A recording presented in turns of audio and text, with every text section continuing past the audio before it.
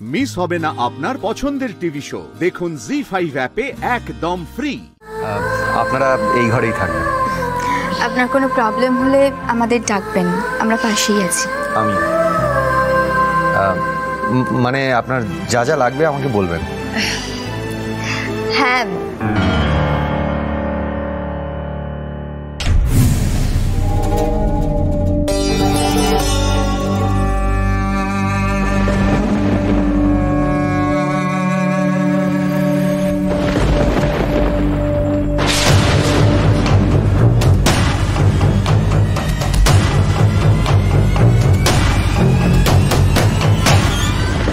এটা 2024।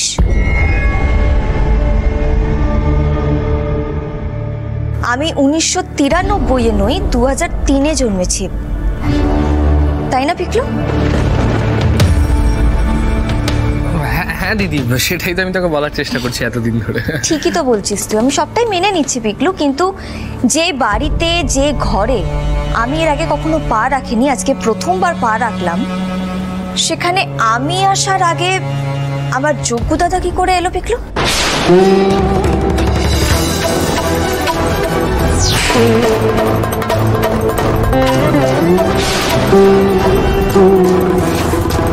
বল পিকলু।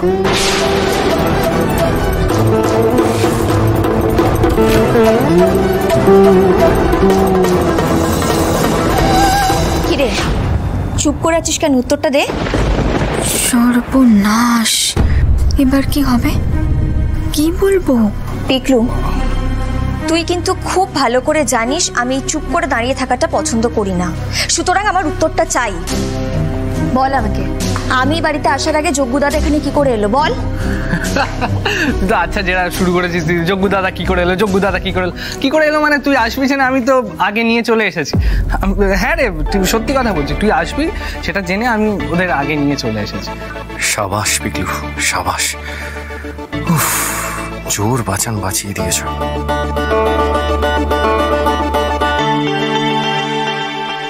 হ্যাঁ, আসলে আপনারা কেউ বাড়িতে নেই, যোগ্য দাদাকে এখানে না নিয়ে এলে ওনাকে উপোস করে থাকতে হতো, তাই না?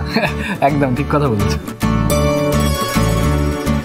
হ্যাঁ মানে যদিও এটা আপনি খুব একটা ভুল কথা বলেননি।